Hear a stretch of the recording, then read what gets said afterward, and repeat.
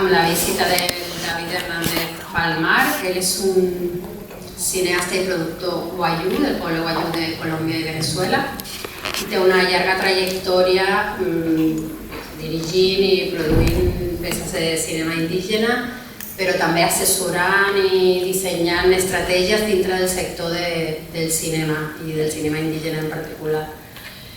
Cal destacar la seva feina d'incidència també per enfortir aquest exercici de drets que és el cinema indígena, sobretot a Abya Yala, on ha fet molt treball per visibilitzar i per fomentar la presència d'aquest tipus de narratives en diversos circuits cinematogràfics.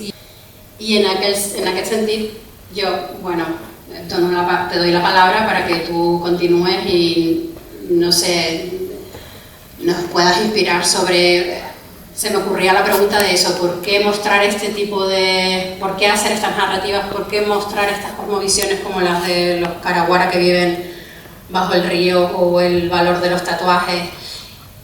¿Por qué hacer cine indígena? Te lo lanzo y tú ya nos cuentas. Nada, primero agradecer, es la segunda vez que vengo acá a Cerdañola. A mí me da mucha ilusión de estar de nuevo acá. Teatro muy lindo también, ¿no? Y está muy chévere para la comunidad. A ver, voy a comenzar con lo que me convoca, que es el tatuaje. Antes de comenzar la pandemia me preguntaron que si yo sabía que el tatuaje forma parte del pueblo guayú, y yo lo primero que dije que no. Luego me quedé callado por 5 minutos y me acordé de mi abuela, de la hermana de mi abuela, que sí tenían tatuaje. Y luego yo me preguntaba por qué yo me había quedado callado, ¿no? Y tenía que ver con que, bueno, mi familia también es cristiana, mi familia también viene, digamos, de unos procesos de entender pues que el ser guayú tiene también otras restricciones frente, digamos, a los procesos de colonización, criminalización, etc. Pero de allí hasta el día de hoy ha sido un recorrido muy bonito, porque nos dedicamos a hacer encuestas a más de 60 personas guayú que dijeron que el tatuaje hecho con espinas de cactus y carbón vegetal era la posibilidad de tomar agua después que te mueras, pero también de poder reconocer a tus seres queridos por la marca. Otro contexto. El pueblo guayú está en la punta de Sudamérica, entre Venezuela y Colombia, y hay mucho, es árido. Ahí está la explotación minera a cielo abierto más grande del mundo, que de carbón también, y entonces el tema del agua es muy duro.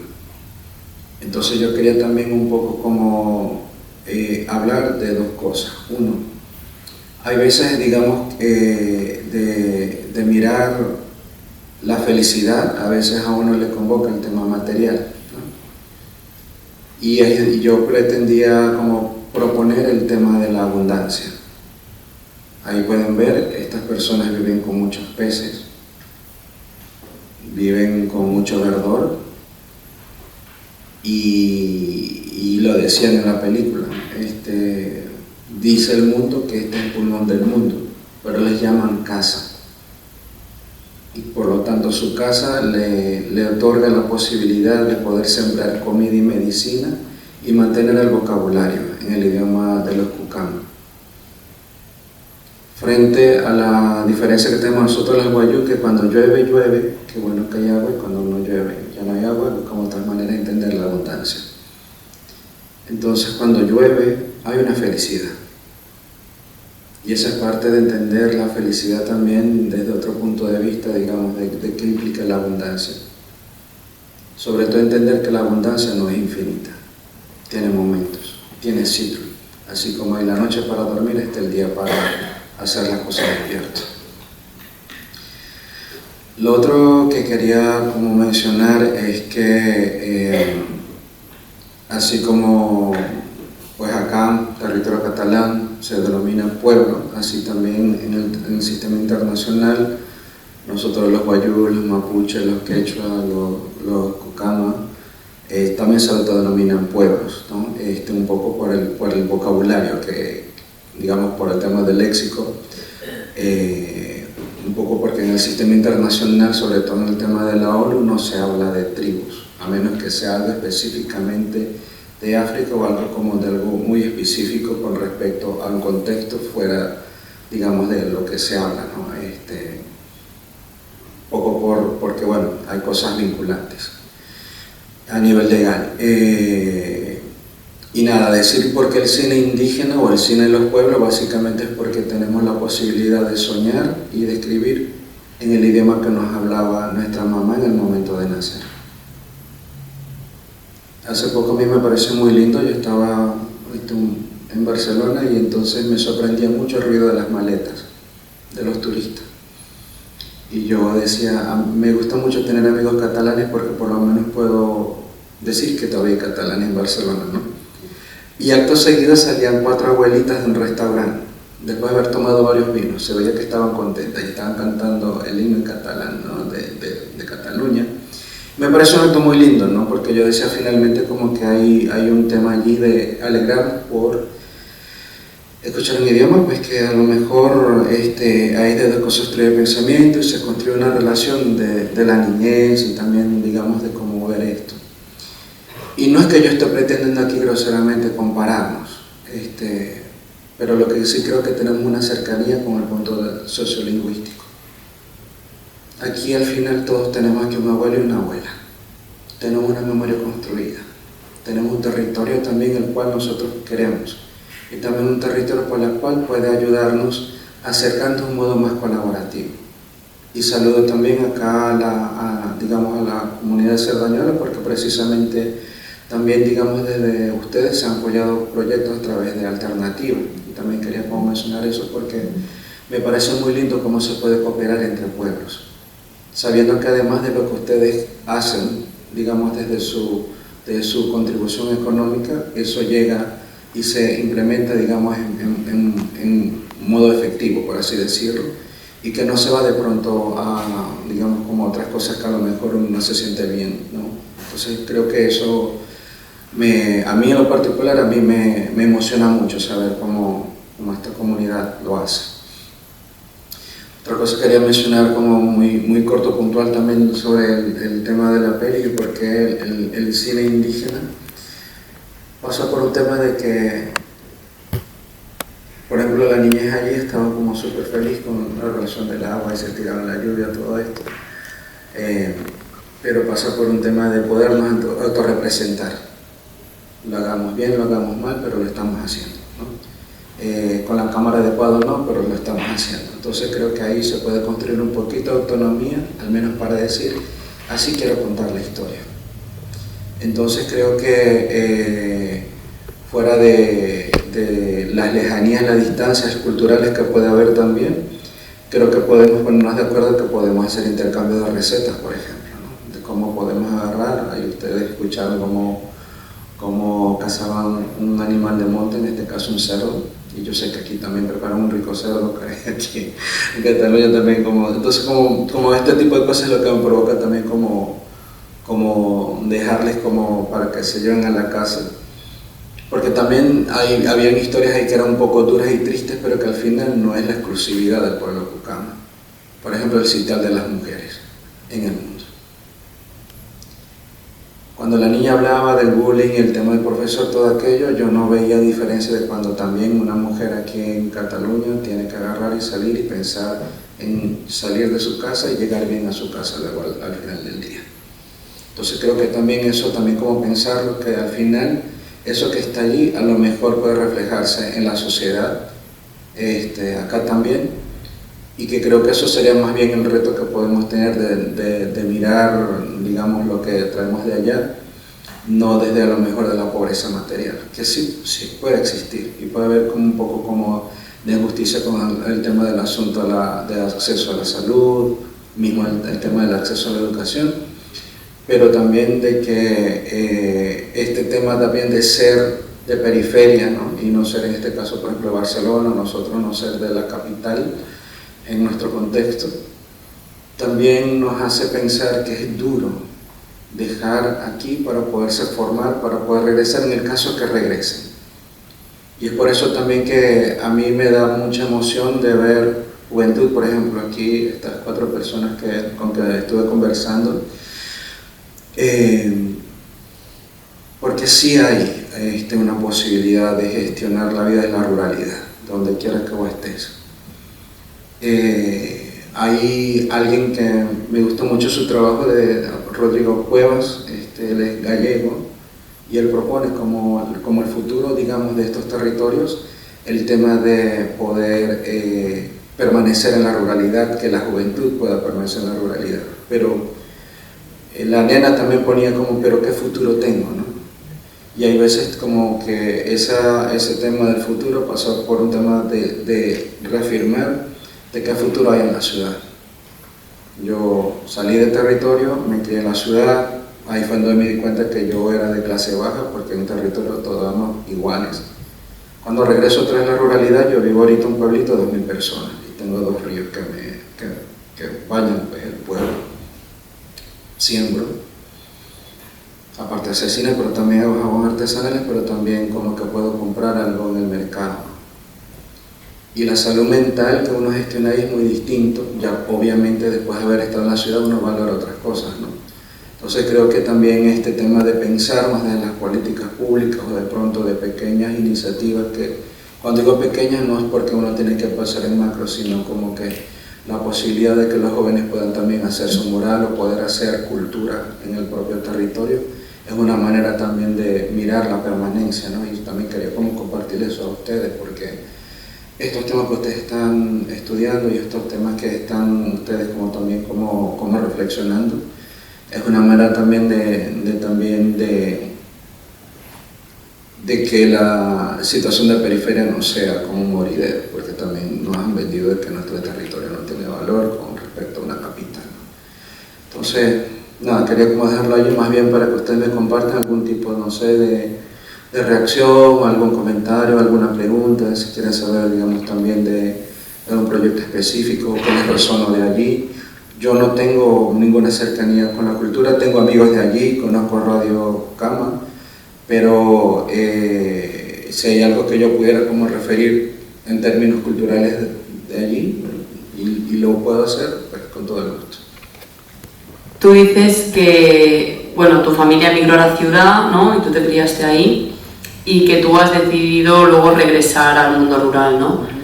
¿Nos podrías dar unas pinceladas de cómo planteaste ese regreso, qué dificultades se te presentaron y cómo has conseguido, ¿no?, volver a establecerte ahí? Porque, bueno, la gente que estamos en ciudad y que nos planteamos eso, pues estamos como un poco sin saber cómo iniciar ese camino. Gracias por esa pregunta tan íntima. Yo creo que en mi caso, cuando regresé nuevamente a la ruralidad, es porque fue la primera vez donde pude tener una casa propia y con cuarto propio, porque estando en la ciudad vivía más aglutinado y yo compartía cuarto con mis hermanos, y lo hice a mis 39 años, no fue muy hace atrás, ¿no? Entonces ese regreso a la ruralidad no solamente era como tener un espacio propio para mí en lo particular, sino algo que yo podía pagar, algo que yo podía gestionar, algo que yo podía... Y no era porque yo quería tener una casa grandota en la ruralidad, pero noté 2 cosas, aparte de la decisión. Uno, que mejoró mi calidad de vida, y cuando digo calidad de vida es que ya yo no me cansaba al subir la bicicleta, al subir las montañas. La movilidad, el tema también de poder como cerrar la computadora e ir al río. Igual yo trabajo mucho en la computadora, tengo buen tarde en casa, y en lo particular a mí me ayudó mucho salir de esas condiciones físicas que la ciudad no te permite gestionar cuando estés en una parte que no sea tan de concreto, ¿no?, por así decirlo. Y yo creo que más bien abrazar la nostalgia y saber de que lo que estáis haciendo cuando ya estáis allí no está mal. Porque yo extrañaba, ¿será que yo voy a extrañar a mi familia? ¿Será que voy a extrañar la dinámica ciudad, el tema de decidir qué tipo de comida comer? Cuando digo comida comer, no es la que yo cocino, sino de pronto algún restaurante, algún tipo de comida que me guste, ¿no? Y finalmente hice paz con lo que yo sentía, o sea, sentí que yo lo estaba haciendo bien, sentí que estaba como muy Sí, sentí como, no sé, una tranquilidad, eso es lo que quiero decir, básicamente. Entonces yo creo que más bien es como, porque también es muy duro estar a veces como en la ciudad y de pronto tener esa nostalgia y decir, bueno, pero yo tengo que completar la universidad, pero quiero estar en mi casa y quiero estar tranquilo y todo eso, pero eso se gestiona. Hay muchas generaciones que han pasado por eso, no somos los únicos, o sea, muy seguramente acá muchos de ustedes podrán decir de esa experiencia también, pero creo que también lo que pasó en pandemia nos enseñó que en la ruralidad no necesariamente se vivió un confinamiento, pero es un aislamiento voluntario y no se sentía tan fuerte como en la ciudad, era menos violento. Entonces creo que por allí es como una posibilidad de que podemos hacer un nuevo pacto con nuestro territorio, con las dificultades que tenga esto. O sea, yo vivo a 10 horas por tierra de Bogotá y cuando tengo que agarrar y hacer consultas médicas, algún chequeo por hipertensión, lo que sea, yo tengo que tomarme un bus de 10 horas para poder llegar a Bogotá y hacer las diligencias y luego después de 10 horas de regreso en bus. Pero, a ver, yo estoy viviendo bien ahí en esa casita de 2 cuartos chiquitita con un bonito patio.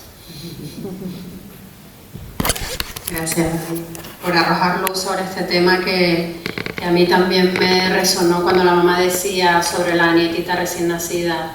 Tengo muchos planes para ella, pero también quiero que valore su cultura, cómo transitar esta diatriba entre quedarte en la comunidad, salir afuera y estudiar. Bueno, gracias por compartir tu vivencia personal. No sé si l'alumnat volen venir aquí també per dir alguna cosa o esteu allá.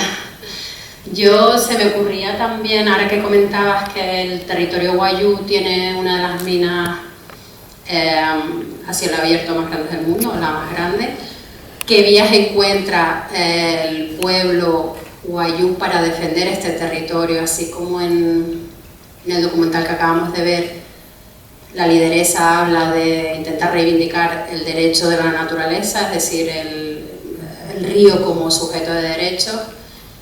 ¿Tú qué limitaciones le encuentras a esta vía de lucha y qué otras alternativas o caminos se siguen en comunidades como la tuya? Un poco duro porque finalmente cuando queremos acceder a educación, sobre todo universidad, en el caso colombiano se habla de administración, o sea, universidades públicas y privadas, ¿no? Pero realmente lo que cambia, o lo público es la administración, pero no el sentido. Lo que quiero decir es que igual si alguien quiere ir a la universidad o va a beca, o se endeuda o tiene plata. Entonces pensarse en una universidad es un poco difícil para muchas familias, o sea, porque ya no es tanto ser el territorio, sino cómo se sostiene esa persona allí en la universidad. Y dos, pues la mina ofrece trabajo y hay veces que no hay mucha opción o hay algunos paisanos y paisanas que no se ven con otra opción, solo que trabajan en la mina, ¿no? Una mina que finalmente ofrece trabajo, pero entonces va generando enfermedades ocupacionales por el tema del polvillo de carbón y su pensión se dedica solamente a sanarse todas las enfermedades que recogió durante su carrera, durante la mina, ¿no? Entonces como un círculo un poquito como vicioso que tiene que ver con una cuestión más estructural de cómo se administra la educación en Colombia. Mismo pasa con la salud, mismo pasa con muchas cosas. Y no es que de pronto estemos inertes sobre eso, pero también esa mina, cuando se puso hace más de 30 años, supuso el desviar ríos y eso comprometió el acceso a agua para muchas comunidades. Y hay una estadística muy triste que en lo personal me da mucha vergüenza, pero nosotros tenemos como que el índice de desnutrición en niños Wayuu la más grande de toda Colombia. Y un índice también de muerte de niños Wayuu por mala calidad de agua. Y de pronto la pregunta es, pero bueno, ¿qué han hecho ustedes? ¿O qué han hecho sus líderes? ¿O qué ha hecho la gobernación? Todo aquello. Es que fuera de la voluntad y los hechos hay un tema también de cómo se entiende lo territorial, desde la periferia. Bueno, allá hay quien va a dar por eso si eso es monte y sal, y lo que hay es sol, y es también un poco como hasta qué punto el racismo interiorizado también ha hecho de que a lo mejor no veamos como colectivamente mucha más la posibilidad de abundancia, ¿no? Lo que yo había hablado al principio. Y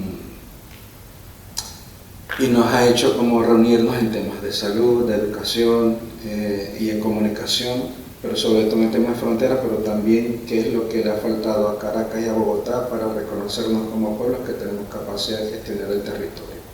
Lo hagamos mal, lo hagamos bien, tenemos el derecho de hacerlo, quiero decir, ¿no? Entonces eso de allí también ha posibilitado que se activen las mayores, o sea, los abuelitos y las abuelitas, como también para que den las pautas de qué es lo que estamos haciendo mal las nuevas generaciones para poder como gestionar mejor esta situación. Pero en todo caso es un tema estructural, un carbón que hasta hace poco se estuvo vendiendo a Israel. Ese carbón iba para Israel, era el mayor comprador del carbón. Y además había un parque eólico que generaba electricidad para el puerto que sacaba el carbón y que no era, la electricidad nunca fue para los guayús. Entonces creo que también tiene que ver con este desdén o esta discriminación que hay hacia un pueblo que no necesariamente en su mayoría accedió a la lectoescritura. Y creo que por ahí también hay un tema estructural de discriminación, porque por ejemplo le queda muy difícil a una multinacional querer desplazar a un pueblo que maneja el castellano al menos perfecto como segundo idioma, que maneja la lectoescritura, pero que hayan ido al menos al colegio. Le queda más difícil tratar de sobornar o digamos, como incidir a una comunidad así. Entonces creo que pasa por un tema también de ni siquiera un desencuentro, o sea, es un impacto que hay desde comunidades que están gestionando la vida distinto de otro sitio, y viene esto que en nombre del desarrollo quiere eso y que además es finito, o sea, no es que va a ser para siempre. Entonces creo que allí es donde digamos el tema del carbón, en todo caso la explotación minera ha hecho mucho daño, ha desplazado también comunidades afrodescendientes ahí en La Guajira, y nos da como una gran reflexión también, ¿no? de qué significa progreso, pues además. Y es por eso que cuando en pandemia, que me pareció muy lindo finalmente que se valoró las hierbas que tenían las abuelas y los abuelos. No sabíamos cómo se trataban las enfermedades, pero sabíamos que con hierbas amargas y calientes a lo mejor eso ayudaba para que el cuerpo aguantara la pela ante una enfermedad que no conocíamos. Porque no era ni siquiera la cura, era un tema de que bueno, hay que agarrar y fortalecer y darle fuerza al cuerpo, un poco como lo que decía la abuelita a Juanita, fuerza, ¿no? Es un poco como ese acto, digamos, de las hierbas amargas con respecto al tema de la pandemia, y así mismo será esto. Ahora, lo que a mí sí me parece importante de la comunicación y el cine es que estas narrativas ahora las estamos volviendo a escuchar en el territorio. A las abuelitas y los abuelitos dicen fuerza a la nueva generación. Lo diría como por ahí con respecto al tema del carbón. Y segundo, que nosotros, lo que estábamos comentando un poco antes para profundizarnos un poco más en ello, el tema de las ODS, de los Objetivos de Desarrollo Sostenible, pues nos gustaría saber, evidentemente nosotros, España en este caso, somos un país desarrollado, que ya contamos con recursos para poder pues, satisfacernos perfectamente las necesidades y mucho más que eso, evidentemente. Entonces, realmente, pues como ha dicho nuestra profesora, nos miramos un poco nuestro propio ombligo sin mirar más allá de realmente la necesidad, ¿no? ¿Por qué no incluimos estos objetivos de desarrollo sostenible más allá de nosotros e ir a países que realmente lo necesitan y evidentemente preservando la cultura, porque solo hace falta mirar el documental para ver que son felices con lo suyo, con realmente ese vínculo a lo espiritual y a lo que les une a su tierra. Entonces, por ejemplo, proponiendo, como hemos estudiado en clase, el objetivo 4 va relacionado con la educación. Entonces, el tema que hemos estado comentando nosotros es, por ejemplo, el bilingüismo, que hay necesidad realmente de cambiar de un idioma propio a otro para poder tener una educación. Eso realmente no encaja con la definición de derecho y probablemente, ¿qué podríamos hacer nosotros? ¿Quién ha pensado estas ODS? ¿Y qué podríamos hacer como personas privilegiadas realmente? Que al ver esto, pues lo primero que se nos viene a la cabeza es que somos privilegiados. ¿Qué podemos hacer respecto a ello para ya no cambiar en absoluto la tierra como tal ni la población, sino poder aportar esta calidad y poder cumplir con estos objetivos sin tener que irnos más allá de cambiar la tierra? Me siento como si fuera un certamen de belleza. Bueno, señorita no sé cuándo. No, a ver, yo creo que estamos en un momento también de la humanidad donde la gente necesita colaborar unas con otras y hablar, digamos, de los privilegios sin complejos como lo estás planteando vos, sino más bien, y tampoco caer, digamos, quien está en peor condición por la opresión que sufrimos por dictaduras y todo esto, sino más bien de mirar cómo podemos colaborar, como lo que estáis planteando vos.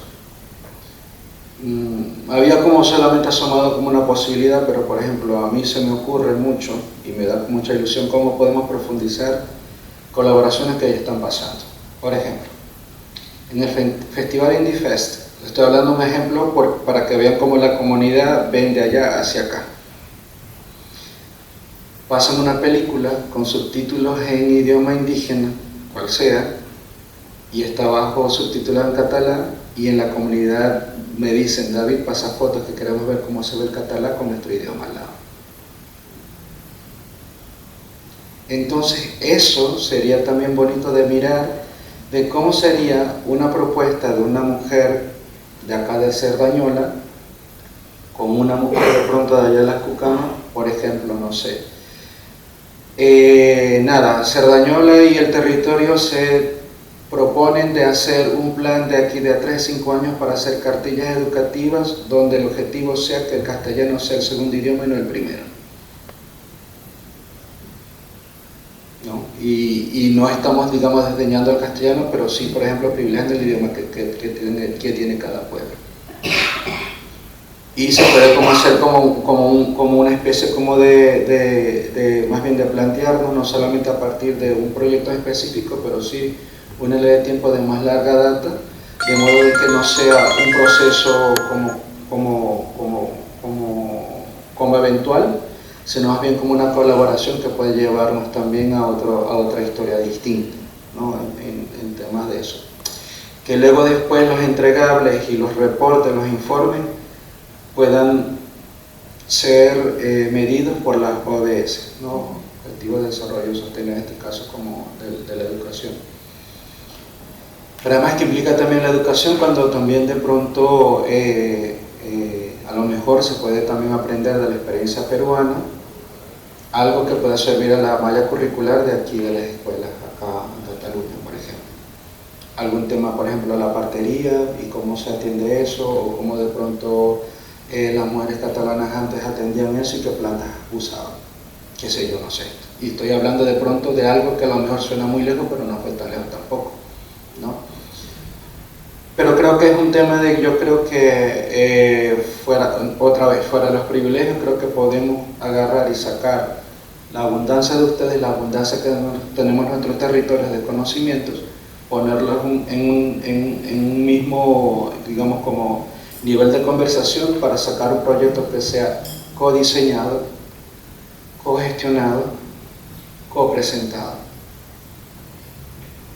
Y creo que de allí entonces podemos también dar un ejemplo de cómo se puede implementar la ODS sin nosotros llegar con una fórmula o decir, bueno, esto se coloca en esta caja de zapatos y esto se va a presentar así, ¿no?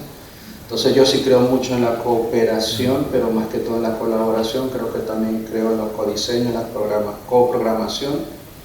Y hay un amigo que ancestralizó, ya no está en este plano, y él decía: nosotros como pueblos tenemos el derecho de decidir cómo relacionarnos con otros pueblos. Y si vos querés hacerlo por el cine, aquí estamos nosotros también para colaborarnos por ahí. Y eso nos acerca más frente a la posibilidad de una colaboración un poco más horizontal. Nunca va a ser perfecta porque nosotros los seres humanos tenemos esa condición de imperfección, pero creo que nos puede de pronto agarrar y ayudar de cómo podemos elevar los niveles de colaboración. Insisto, en un mundo donde en este momento no podemos tampoco caer en ese discurso de que todo está perdido.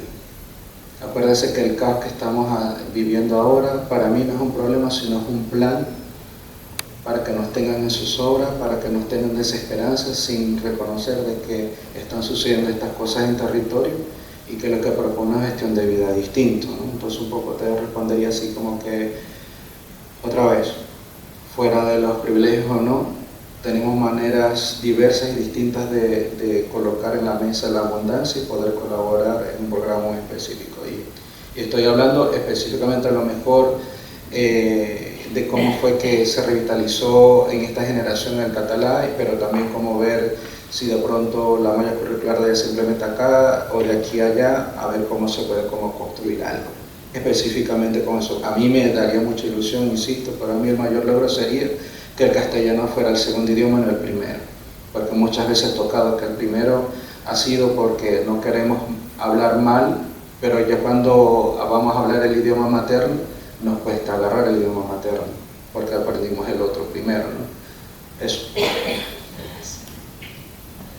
Yo te quería preguntar, porque vemos que realmente los pueblos indígenas durante mucho tiempo y en todo el territorio de la Amazonia vemos que en diferente medida o de diferente manera, pero todos sufren de las consecuencias de empresas o de industrias como la minera, la petrolera o cosas por el estilo, la deforestación, por ejemplo. Entonces yo quiero preguntarte, porque al final también hay un intento de reivindicación y de reclamar también, ¿no? Un poco de recuperar y de que se ha devuelto lo que se ha quitado y de manera forzada, ¿no?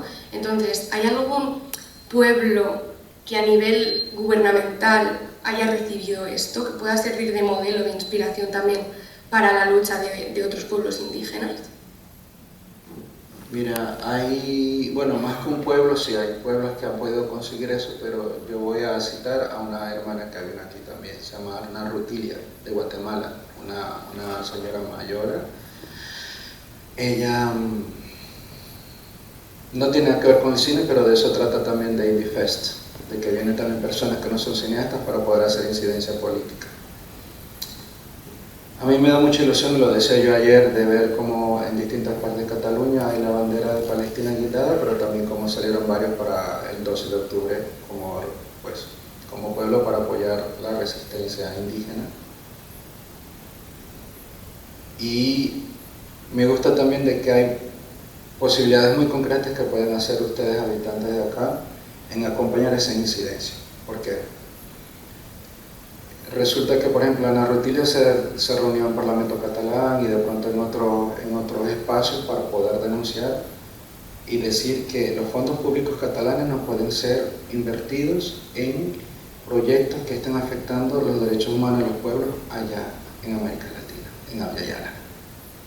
Entonces, esa posibilidad que tienen ustedes como ciudadanos catalanes de agarrar y decirle a su gobierno y decirle a sus fondos públicos no se invierte en violaciones de derechos humanos, eso ya es una primera incidencia, eso digamos lo ha traído Ana Rutilia y otras personas que han venido acá aprovechando el festival, ¿no? Entonces creo que cuando nosotros venimos acá no solamente conversamos de cine, pero también nos reunimos con gente que tiene una posibilidad de hacer incidencia.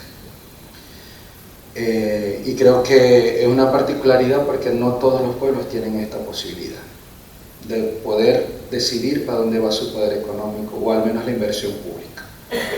Entonces creo que por ahí más bien sería como una invitación en general para que pueda agarrar y mirar, digamos, qué agendas hay. En el caso de Alternativa, pues tienen como pues una base de datos de distintas campañas, distintos hermanos y hermanas que están buscando acá en Cataluña la incidencia. Porque mismo una declaración que pueda hacer algún congresista catalán desde el Parlamento, decir, condenamos esto, no sé qué, estamos en desacuerdo con esto y esto, eso es vinculante para nosotros para decir, miren, hay gente que se está pronunciando por nosotros, ¿no? pero no solamente debe ser un parlamentario catalán, puede ser también una asociación de mujeres, no sé qué, tal. Eso también ayuda un poco como para que la agenda que se está haciendo allá, que la tenemos clara, por así decirlo, pueda ser no solamente, digamos, solidaria, pero sí visibilizada, y eso nos ayuda como a que ellos digan es que ellos están haciendo ruido y mejor que hagamos las cosas buenas, ¿no? Un poco como por ahí te respondería con respecto a qué ejemplo, qué pueblo. O sea, quería dar como más bien como citar pues, lo que vino a hacer la Ruth aquí, que es como más completo. Sí, la verdad. Yo te quería preguntar sobre esta desconexión que vemos hoy en día entre la naturaleza y nosotros mismos. Yo creo que quizás como que nos hemos independizado un poco de la naturaleza hoy en día y creamos una dependencia mayor quizás a sistemas que ni siquiera conocemos en profundidad, ¿no? Como puede ser pues, la tecnología, que ni siquiera sabemos de dónde viene. Entonces yo te quería preguntar si crees que esta conexión con la naturaleza se puede arreglar de alguna manera y si volverá a como ha sido en el pasado, ¿no? Diego ha hecho una de las preguntas más lindas que he escuchado en toda mi visita, por lo siguiente. Para mí, ha dicho muy concretamente que nosotros tendemos a creer que estamos parte de la naturaleza. Eso fue el primer error, creernos que no somos parte de la naturaleza y que la naturaleza es nuestra edad. Y en ese momento fue cuando nosotros perdimos, porque entonces hay un tema de que lo que le pasa a ella no nos pasa a nosotros, 1. 2, que la podemos dominar como si fuera cualquier cosa. Y 3, creer de que no hay consecuencias para alguien que maltrata a su mamá, ¿no? Entonces dicen las hermanas allá en territorio de que defender la madre tierra es la mamá de todas las luchas. Y que creo que eso, en la medida que lo miremos así, nos puede plantear una reconexión. Y la reconexión no está específicamente aquí en este lado del mundo. También hay desconexión, también hay desconexión también en nuestro territorio. Y hermanos y hermanas también que están en ese proceso de renegociar su reconexión. Y es por eso que estas conversaciones, digamos, como pues, especie, como seres humanos, nos ayuda también como a plantearnos cuál es ese nuevo pacto que debemos tener con la madre tierra. Entonces, para mí es un poco como que la reconexión pasa por saber, una vez más, cuál fue la memoria o en qué momento se rompió el cordón en nuestra propia familia, de nuestros abuelos y abuelas, si se perdió algún tipo de manifestación, algún tipo de cuero curtido, si alguien era herrero y ya no hay nadie que haga la herrería con el yunque y todo eso. Y yo estoy hablando de pronto en temas de prácticas como de trabajo, pero que finalmente estaban muy relacionadas a la tierra y no tenían que agarrar y decir, bueno, yo la madre tierra, sino que había una relación así tácita y que no tenía que romantizarla mucho, pero la había. Había también, digamos, a lo mejor enfermedades que estaban, pues eran curables en relación con la medicina que tenía el territorio. Y que creo que, una vez más, yo creo que el cine que vemos nos ayuda a plantear, no de pronto agarrar y ir, bueno, yo quiero ir allá para reconectarme, sino yo creo que la primera invitación sería como, ¿cómo me puedo reconectar yo con mis mismos ancestros? Para que aquí podamos hablar y tener las diferencias como este tema de pueblos indígenas, pero cómo reconectamos con aquellos que se pudieron gestionar vida y que pudieron tener una relación con la tierra un tanto distinta, ¿no? Pero sí, yo creo que hay que romper la noción de que somos nosotros aparte de la naturaleza. Eso es un gran error. Nosotros somos la naturaleza misma en la medida que también podemos hacer paz con ella. Por eso es que cuando nosotros decimos soy Wayú o Wayutayá, que significa persona, estamos nombrando la naturaleza. Cada pueblo que tiene un nombre distinto, cuando se enuncia en su idioma propio, está nombrando la naturaleza misma.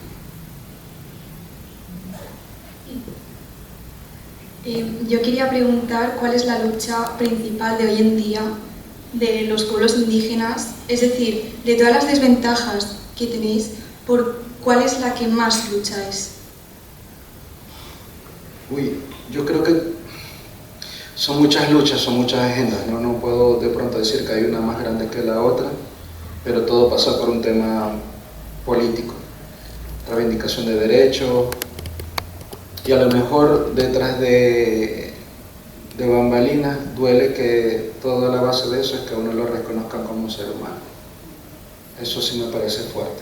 O sea que finalmente el tema de reclamar derechos humanos pasó por un tema de decir, ya va, yo también siento, yo también merezco respeto, y etcétera, ¿no? Me parece un poco como fuerte. Pero fuera de esa, tras bambalinas, yo creo que hay distintas agendas. Hay gente que está luchando por educación bilingüe, intercultural bilingüe, hay gente que está luchando por un sistema de salud que reconozca la medicina ancestral y la partería, hay luchas que tienen que ver con, en nuestro caso, el tema de las narrativas, porque finalmente creo que ese es el imaginario o el espacio, uno de los más importantes. Porque en el momento que nosotros veamos que tenemos la capacidad no solamente de contar historias, sino también decir que nuestra historia importa, en ese momento es que nosotros nos damos cuenta de que eso hubiera resuelto muchos de los problemas que vienen desde un punto de vista sociolingüístico.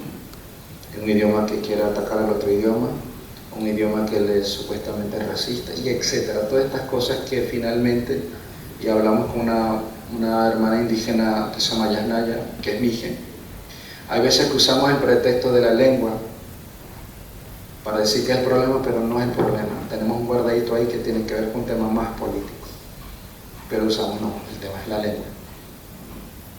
Y entonces creo que también una reflexión digamos, como de por qué se lucha y que se lucha.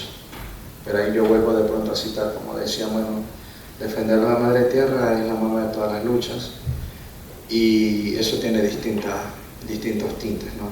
Y para mí, por ejemplo, en el momento de la pandemia, ahí fue donde yo más vi, fuera de todo lo horrible que fue la pandemia para mucha gente, también vi cómo el conocimiento, sobre todo de las mujeres, fue lo que salvó a muchas comunidades.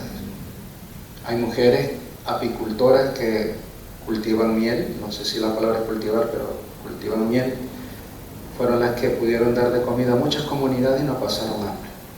Tal vez a punta de miel, y vaya Dios si de pronto les dio diabetes, pero comieron, ¿no?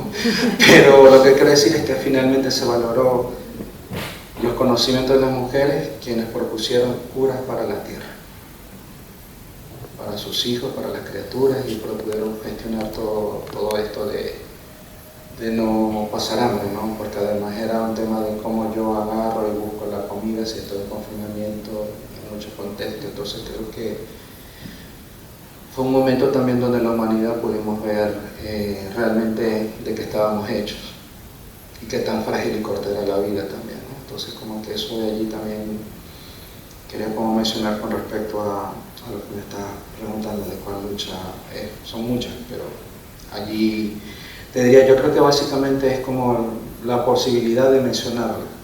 Y bueno, también quería mencionar algo que también me parece muy importante de decir.